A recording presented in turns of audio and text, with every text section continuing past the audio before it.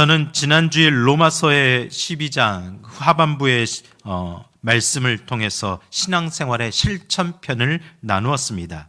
신앙생활의 실천편. 가장 우리가 먼저 실천해야 될 것은 무엇일까요? 여러분이 하나님의 백성이 되었고 구원받은 자가 되었다면 가장 최우선적으로 해야 될 일은 무엇일까요? 무엇이라고 나누었습니까? 네, 역시나 일부와 반응이 똑같으십니다. 제가 너무 어려운 질문을 한 것은 아닌 것 같은데 우리 1절, 2절 말씀을 다시 기억해보며 읽어보겠습니다. 그러므로 형제들아 내가 하나님의 모든 자비하심으로 너희를 권하노니 너희 몸을 하나님이 기뻐하시는 거룩한 산 제물로 드리라. 이는 너희가 드릴 영적 예배니라. 너희는 이 세대를 본받지 말고 오직 마음을 새롭게 함으로 변화를 받아 하나님의 선하시고 기뻐하시고 온전하신 뜻이 무엇인지 분별하도록 하라. 아멘. 구원받은 백성, 은혜 받은 우리가 할 수 있는 최고의 반응은 바로 뭡니까? 뭐라고요? 영적 예배를 드리는 거죠. 예배자가 되는 겁니다. 오늘 여러분들이 그런 예배를 드리기 위해서 이 자리에 온 것 아닙니까? 여러분은 오늘 하나님을 예배하는 예배자가 되셨습니다. 예배는 은혜 받은 자가 할 수 있는 그러므로 헌신의 시작점입니다.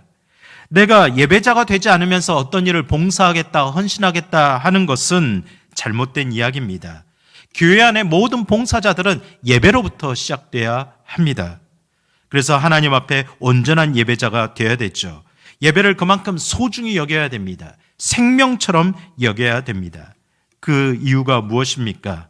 바로 그 예배 가운데 우리의 마음을 새롭게 할 수 있는, 우리의 모습이 변화될 수 있는 은혜를 받기 때문입니다. 우리는 예배를 통해서 하나님의 선하시고 기쁘신 그 온전하신 뜻을 분별하는 지혜를 얻기 때문입니다. 그 지혜로 말미암아 우리는 이 세상을 살아가게 되는 거죠. 그러므로 예배는 우리의 존재, 그리스도인 됨과 삶을 연결해주는 그런 통로입니다. 그래서 예배를 드리지 않고 내가 그리스도인으로 살아갈 수 있다라고 말하는 사람은 착각하는 겁니다. 오해입니다. 예배를 온전히 드리지 않고는 그리스도인으로서 살 수가 없습니다. 기본이 되지 않기 때문에 그렇게 할 수 없다라는 거죠. 그만큼 예배는 중요합니다. 사랑하는 성도 여러분, 오늘도 최고의 가치를 들여 예배하기를 간절히 원합니다. 오늘도 최선의 모습으로 하나님을 예배하는 저와 여러분이 되시기를 간절히 축복합니다.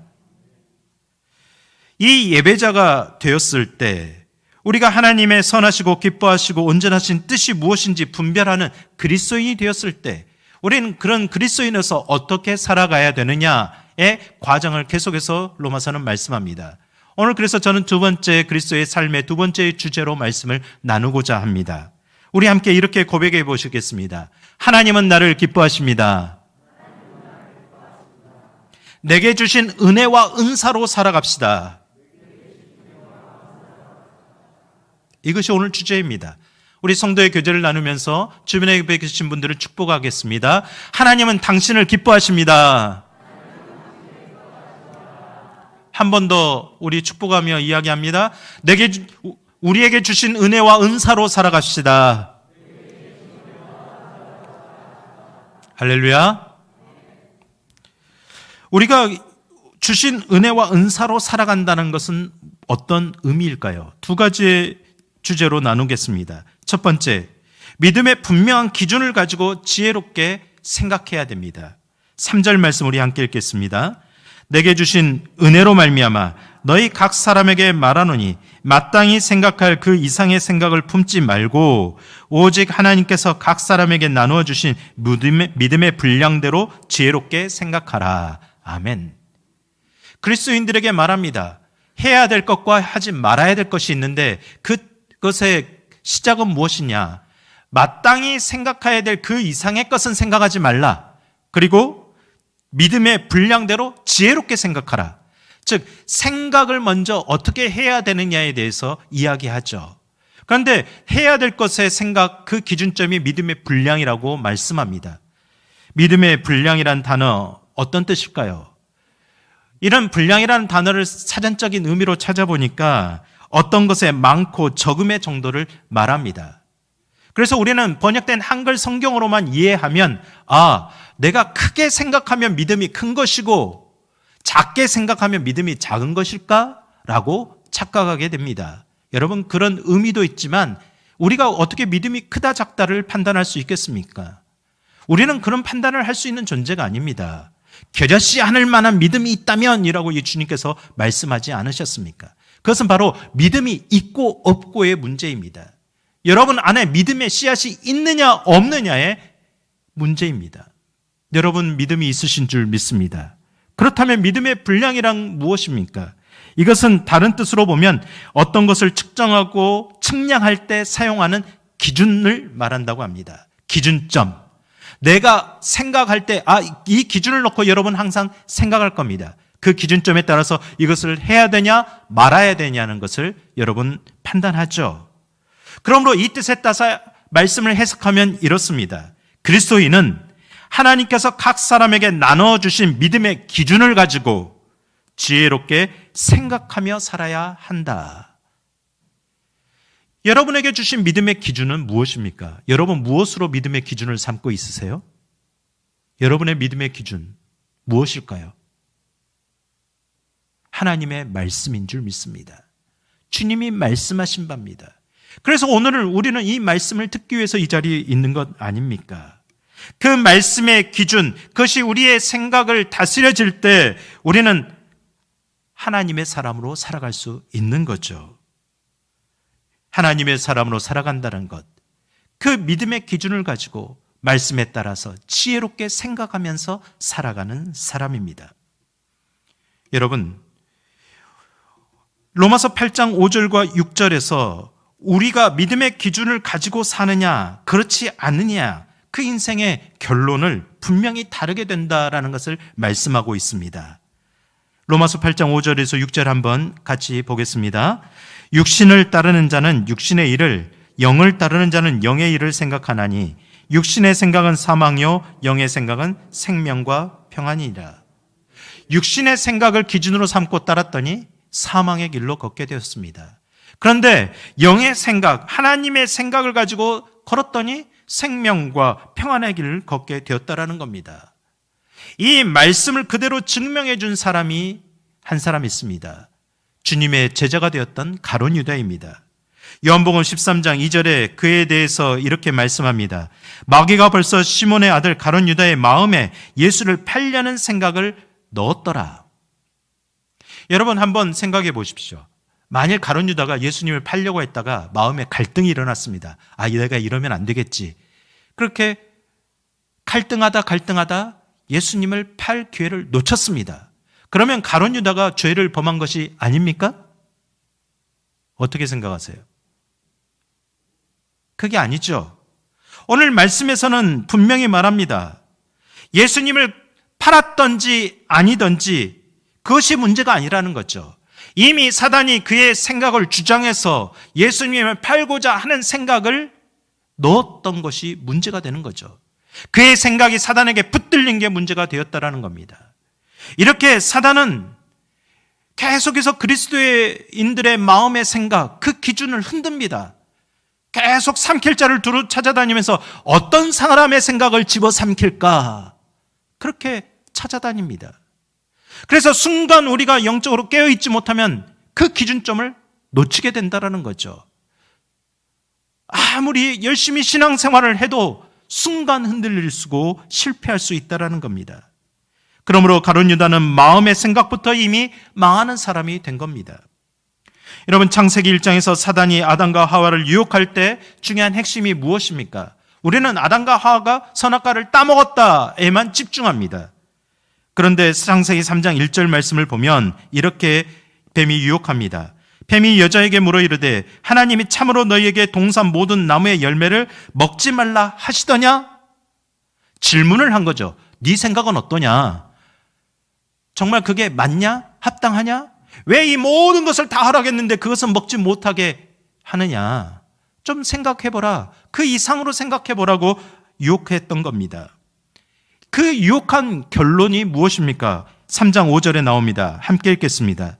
너희가 그것을 먹는 날에는 너희 눈이 밝아져 하나님과 같이 되어 선악을 알 줄 하나님이 아심이라.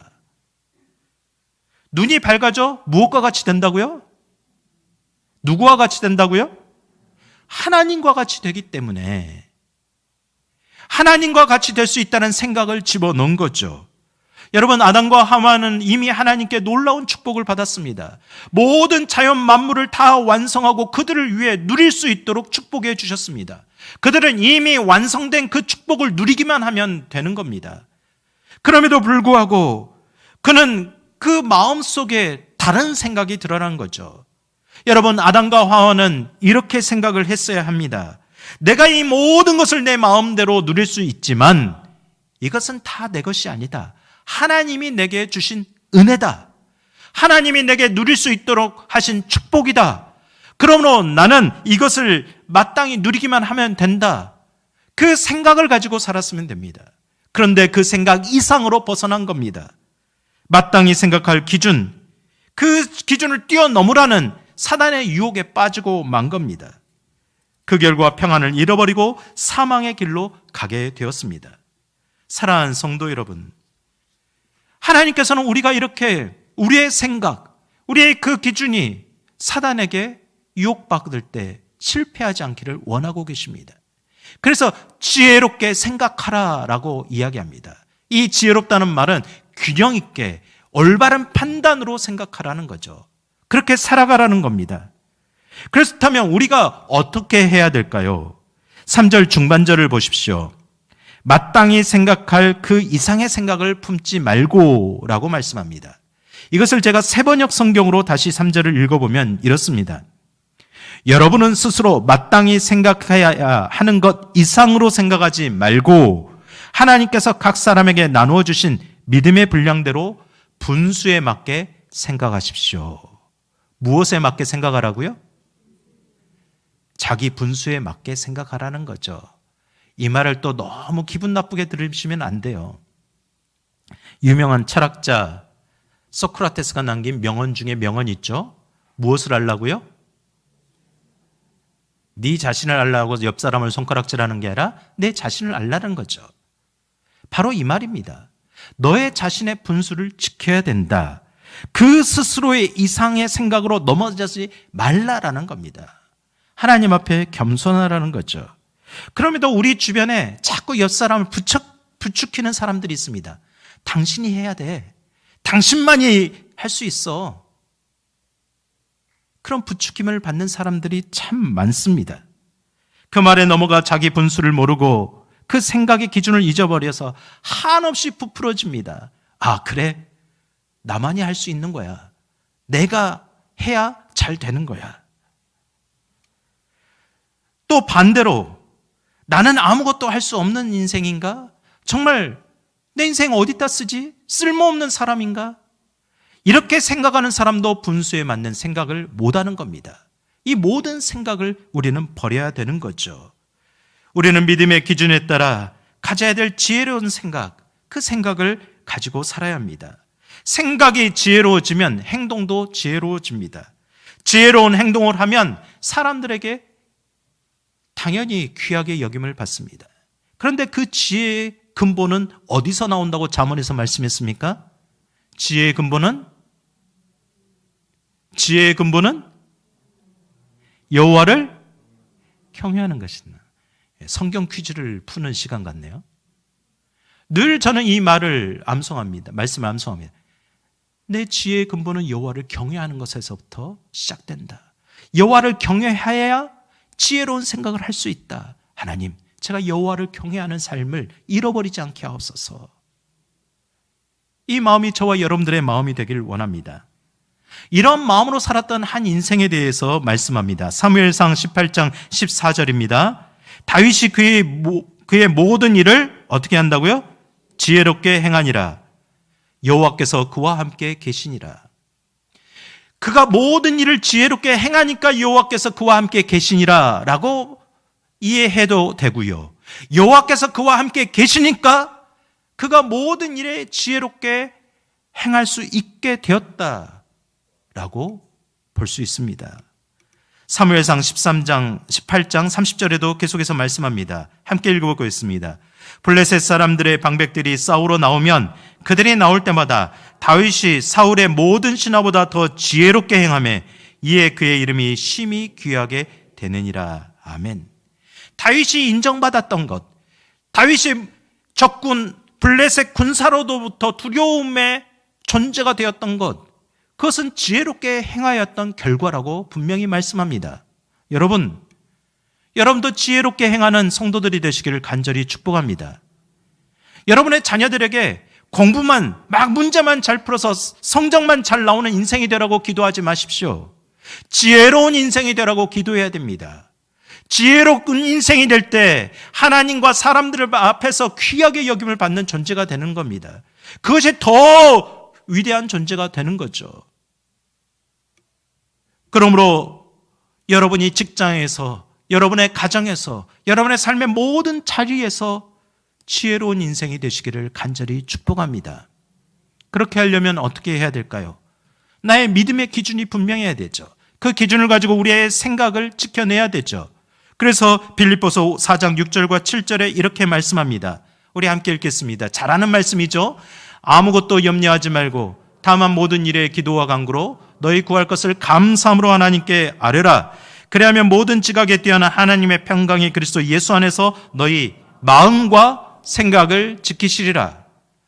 마음과 생각을 지키신다는 것, 기도의 도구를 통해서 사용하라는 겁니다.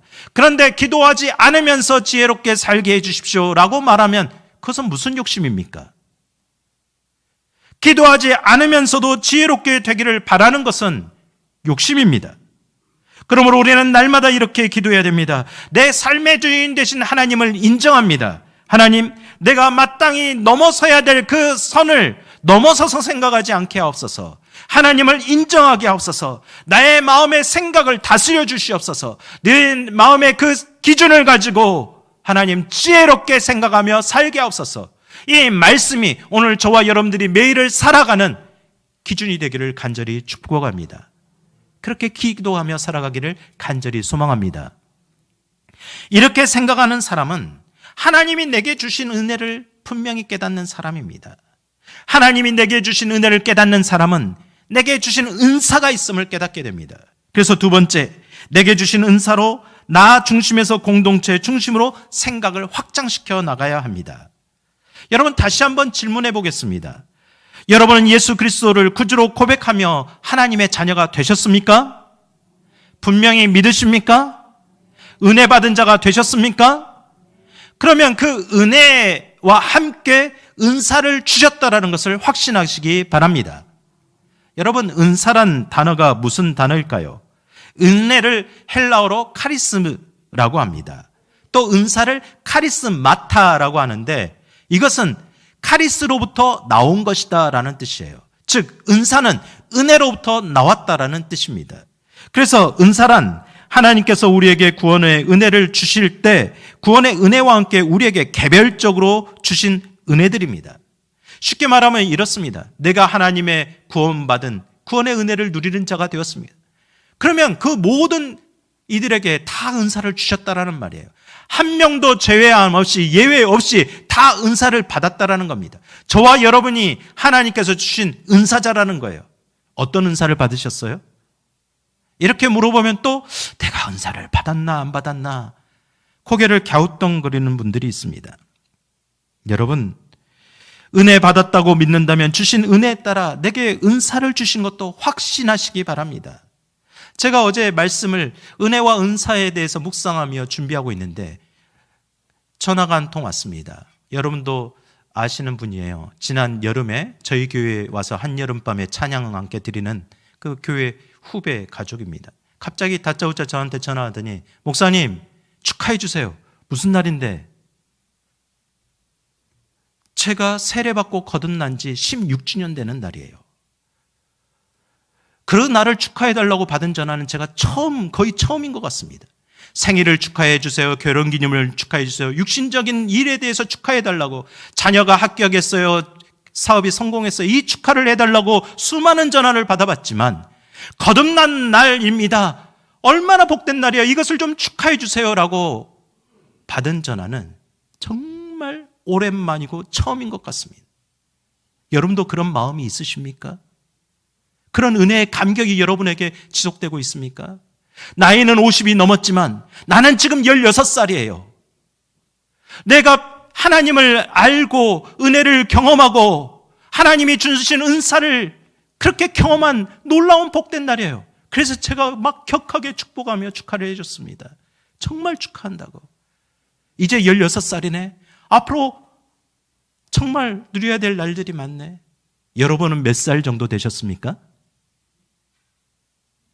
기억도 안 나는 분들이 많을 겁니다. 여러분 몇 살이세요?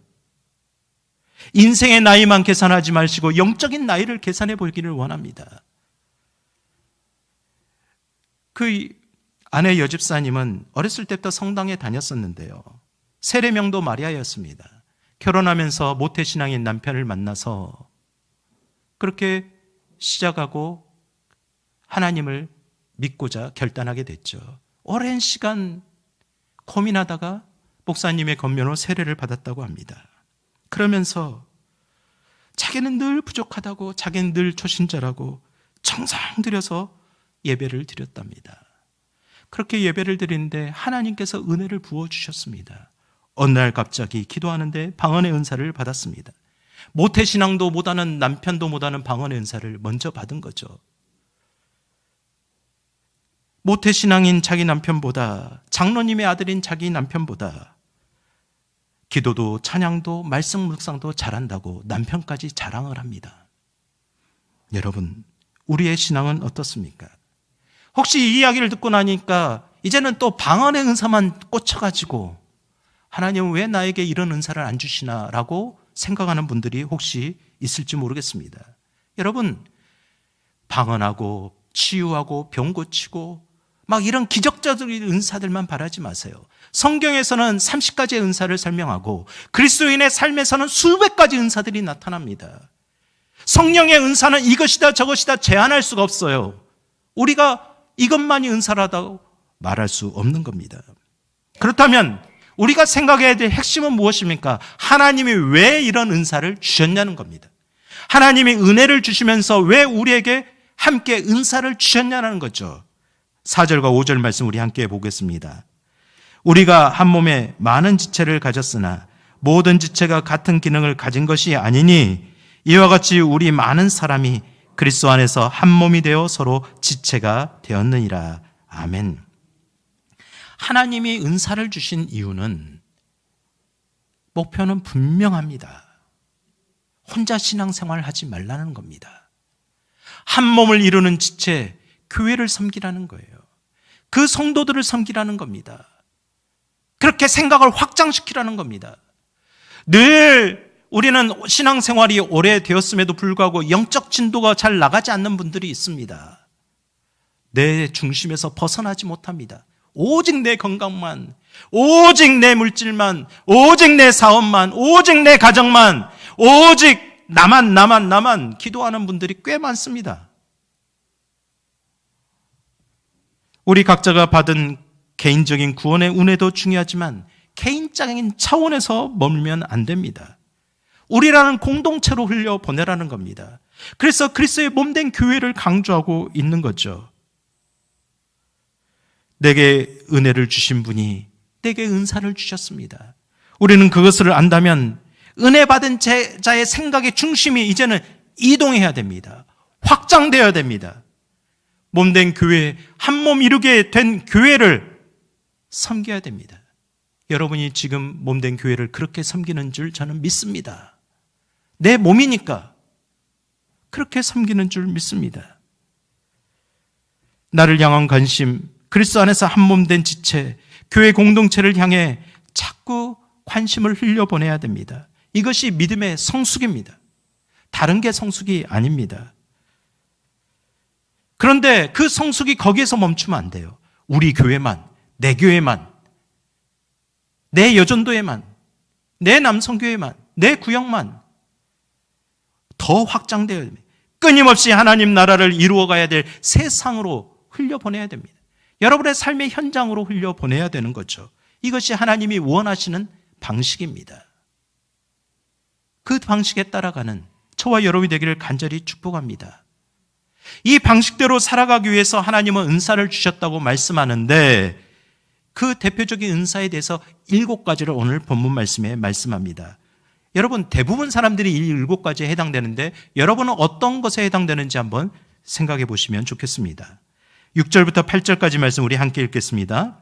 우리에게 주신 은혜대로 받은 은사가 각각 다르니 혹 예언이면 믿음의 분수대로, 혹 섬기는 일이면 섬기는 일로, 혹 가르치는 자면 가르치는 일로, 혹 위로하는 자면 위로하는 일로, 구제하는 자는 성실함으로, 다스린 자는 부지런함으로, 긍휼을 베푸는 자는 즐거움으로 할 것이니라. 아멘.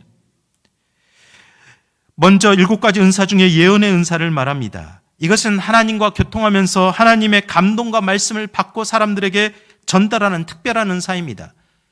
많은 사람이 이 은사를 받는 것이 아닙니다. 예언의 은사를 주시는 분 특별히 있어요.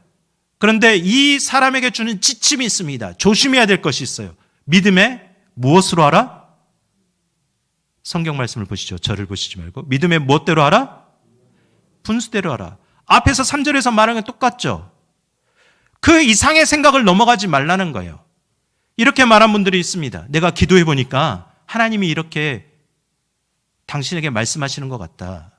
물론 맞을 수 있지만 혹시 그것을 가장해서 자신의 뜻을 전하지는 않습니까? 자신의 욕심을 전하려고 하지는 않습니까? 인정받고 싶어서. 여러분, 절대 그래서는 안 됩니다. 확실치 않다면 말하지 말아야 됩니다. 하나님을 인정한다면 더 신중하고 절제해야 되는 것이 예언의 은사입니다. 그래서 아무에게나 주는 게 아닙니다. 두 번째, 섬김의 은사를 7절에 말합니다. 이것은 다른 사람이 하나님의 일을 더 잘하도록 뒤에서 조용히 봉사하고 지원해 주는 일입니다. 여러분, 모든 사람이 다 주연이 될 수는 없습니다. 주연을 빛나게 해주는 조연이 있어야 되죠.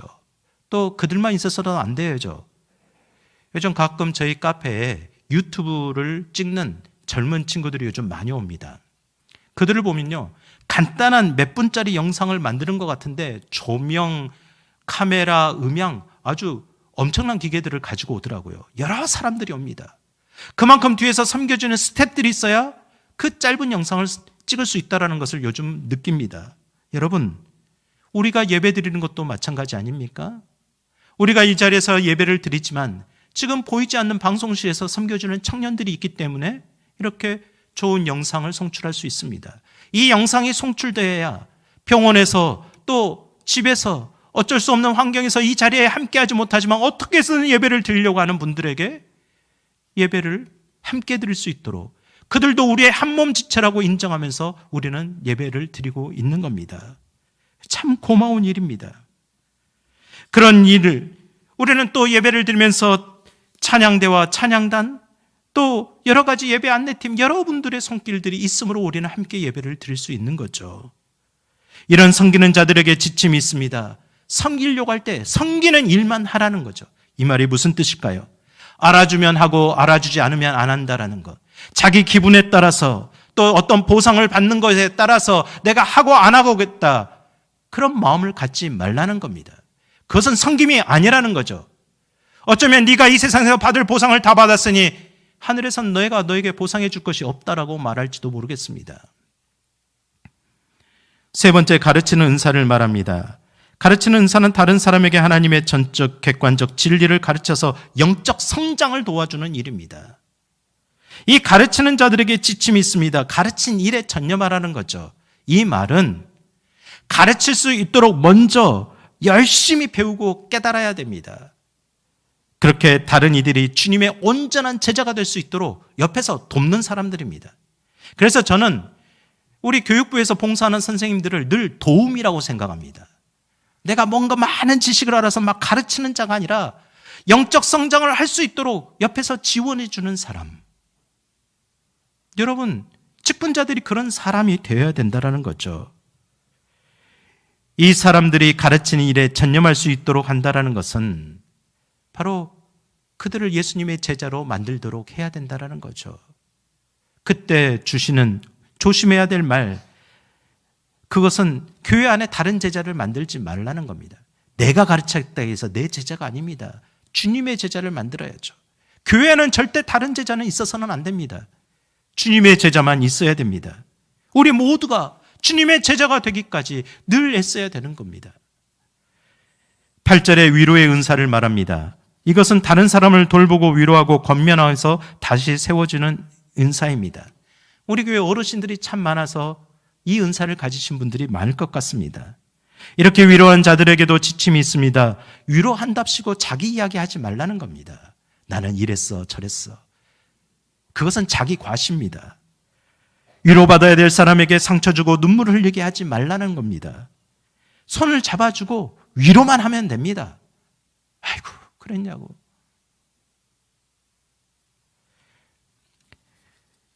다섯 번째, 구제의 은사를 말합니다. 이것은 자기의 소득과 재산의 상당한 부분을 하나님께 드리며 그 일을 통해서 주님의 일을 막 활성화시키는 것을 말합니다. 여러분이 몸된 교회 귀한 손길로 물질로 섬기는 것도 바로 이 은사 가운데 함께 들어가는 겁니다. 단순히 11조만 하는 게 아니잖아요. 선교 헌금을 하고 구제 헌금을 하고 장학 헌금을 하고 여러 가지 좋은 목적에 따라 쓸 수 있도록 헌금을 합니다. 여러분, 이 사람들에게 주시는 마음은 성실입니다. 성실의 특징은 꾸준함입니다. 하고 싶을 때 하고 안 하고 싶을 때 안 하는 게 아닙니다. 꾸준히 하는 거죠. 제가 선교사님한테 물어봤습니다. 한꺼번에 많은 돈을 받는 게 좋습니까? 아니면 작은 액수지만 계속해서 꾸준히 받는 게 좋습니까? 두 번째라고 말했습니다. 왜요? 마음이 계속 연결되기 때문이죠. 물질이 흘러가면 마음이 있는데 또 마음이 있는 곳에 물질이 흘러가기 마련입니다. 여러분은 이 교회에 마음이 있으십니까? 여러분, 그래서 선교지에 후원할 때는 그냥 아무 조건 없이 이유 없이 그냥 흘려보내야 되는 겁니다. 내 뜻에 맞지 않다고 선교지 보고를 안 한다고 내 마음대로 중단해서는 절대 안 됩니다. 여러분, 우리 교회로 올라오다 보면 엘리베이터 앞에 아이들의 사진이 붙어 있는 것을 보고 계십니까? 누군지 아세요? 우리들이 영적으로 입양해서 키우고 있는 자녀들입니다. 우리는 5명의 자녀들을 지금 키우고 있어요. 그것도 많은 돈이 아닌 한 달에 4만 5천 원 주고 우리가 할 걸 다 하고 있다라고 자부하고 있습니다. 물론 다 하는 건 아니죠. 여러분, 4만 5천 원 생각하면 여러분이 손자들과 자녀들에게 주는 5만 원권보다 작은 돈인데 그거 여러분 쉽게 요즘 내주잖아요. 근데 그 아이들에겐 그게 한 달 양육비입니다. 그 돈이 현지에 있는 교회에 가서 그 아이들을 한 달 동안 양육합니다. 간식도 주고 책도 사주고. 그래서 그 아이들이 자라나서 그 사회에 선한 영향력을 미치는 그런 사람이 되도록 계속해서 지원하는 거죠. 그래서 끊을 수 없는 겁니다. 그래서 저는 몸된 교회 왔을 때부터 소망했습니다. 우리 교회가 할 수 있으면 계속해서 이 양육할 수 있는 아이들을, 우리가 영적 아이들을 입양해서 좀 많이 입양해서 키워가면 좋겠다. 그래서 한 해에 한 명이라도 늘려가자고 제가 늘 당회 때마다 이야기합니다. 한 명 늘려가는 거요. 여러분이 가족 식사 한 끼 안 하면 충분히 가능합니다. 커피 몇 잔 안 먹으면요, 충분히 가능합니다. 우리는 계속 도와야 됩니다. 아무 조건 없이 해야 됩니다. 우리가 하나님의 성령의 감동을 받았다면, 그 일로 행했다면 그냥 거기까지 하면 됩니다. 그 일을 어떻게 했네 저렇게 했네 거기까지 할 일은 우리가 아닙니다. 여섯 번째, 다스림의 은사를 말합니다. 이것은 공동체에 대한 하나님의 뜻을 깨닫고 목표를 바로 설정해서 조화롭게 이루어갈수록 추진하는 은사입니다. 특별히 리더의 자리에 있는 분들에게 필요한 은사들이죠. 이런 사람들에게 지침은 부지런함으로 감당하라라고 말씀합니다. 마지막으로 긍휼의 은사를 말합니다. 이것은 정신적으로나 육체적으로 고통 중에 있는 사람에게 예수님의 긍휼을 보여주며 고통을 완화시켜주는 은사입니다. 컴패션, 함께 고통하는 은사죠. 이것을 즐거운 마음으로 하라라고 말씀합니다. 혹시 구역장님 중에 우리 구역에는 왜 이렇게 섬기기 어려운 분들만 보내주세요, 왜 이렇게 형편이 어려운 분들만 보내주세요, 이렇게 생각하지 말라는 거죠. 또 어떤 직분자들이 언제까지 나는 알아주지도 않고 보답도 없는 이 일에 내 에너지를 이렇게 쏟아내야 합니까? 라고 생각하지 말라는 겁니다. 그러므로 우리의 모든 은사의 결론은 베드로전서 4장 10절에 말씀합니다. 베드로전서 4장 10절 말씀 읽고 말씀을 마치겠습니다. 각각 은사를 받은 대로 하나님의 여러 가지 은혜를 맡은 선한 청지기같이 서로 봉사하라. 아멘. 은사를 주셨다면 은혜를 맡은 선한 청지기같이 봉사라고 말씀합니다. 여러분, 하나님께서 여러분에게 귀한 달란트, 재능을 주셨죠. 그것을 통해서 여러분은 사회에서 자기 역할을 감당하고 있습니다. 열심히 먹고 살고 있습니다. 동시에 그것만 주신 게 아닙니다. 그리스도인들, 하나님의 백성된 사람들에게는 은사도 함께 주셨습니다. 하나님의 기뻐하시고 선하시고 온전하신 뜻을 알도록 그것을 가지고 파악하여서 분별하여서 자기 재능을 가지고 하나님을 위해 살라고 주신 겁니다. 그런데도 아직까지도 많은 사람들이 세상에서는 열심히 재능을 가지고 먹고 사는데 받은 은사는 무엇인지 찾지 못하고 찾으려 하지 않는 사람들이 너무나도 많습니다. 때가 흘려보내야 될 곳을 알지 못합니다. 그러면서 나는 받은 은사가 없다라고 말합니다. 정말 그렇습니까? 하나님이 먼 훗날 여러분에게 이렇게 질문할지도 모릅니다. 내가 너에게 은혜도 주고 은사도 주었는데 너는 은혜를 받아들이면서 은사는 어떻게 사용하고 왔느냐? 은사를 어디에다 사용하고 왔느냐? 이렇게 물으실 때가 있을 겁니다. 사랑하는 성도 여러분, 잠자는 은사자가 되지 않기를 간절히 축복합니다. 하나님이 주신 은사, 아무리 작은 거라도 소중히 여기면서 그것을 통해서 내게 주신 은혜에 따라 지혜로운 생각으로 복된 삶으로 살아가는 귀한 인생이 되시기를 간절히 축복합니다. 우리 함께 기도하십시다. 하나님, 내게 주신 은혜를 오늘도 기억합니다. 그 은혜를 가지고 그리스도인으로서 믿음의 기준, 그 기준으로 생각을 다스림을 받고 하나님 앞에 합당하게 살겠습니다. 그 믿음의 기준을 가지고 하나님, 믿음의 분량을 키우며 살겠습니다. 더불어 은혜도 주시고 은사도 주신 하나님을 믿습니다. 내게 주신 은사가 있다면 나만을 위해 사용하는 것이 아니라 생각을 더 넓혀서 우리 몸된 교회를 섬기고 세상을 섬겨서 하나님의 나라를 드러내는데 사용하기를 원합니다. 주님, 나의 마음이 넓혀지게 하옵소서. 우리 함께 전심으로 함께 합심으로 기도합니다. 거룩하시고 내려오신 아버지 하나님, 거룩하신 주님, 우리를 사랑하여 주셨음에 우리가 감사를 드립니다. 하나님, 그 은혜가 없다면 우리가 어찌 이 자리에 있겠습니까? 놀라운 은혜를 주셨음에 하나님의 선하시고 기뻐하신 뜻을 내가 분별합니다. 그 기준을 가지고 살아갑니다. 믿음으로 살겠습니다. 하나님, 날마다 아버지 하나님 부어주시는 은혜에 따라 감사하며 기뻐하며 살겠사오니 주님 주신 은혜에 따라 살게 없어서 내가 마땅히 생각해야 될 그 이상을 버리고 하나님 온전히 주님 안에서 살아가는 지혜로운 생각을 가진 그런 인생이 되게 없어서 주님께서 주신 은혜가 있다면 은사도 주셨음을 믿습니다. 내게 주신 은사가 무엇입니까?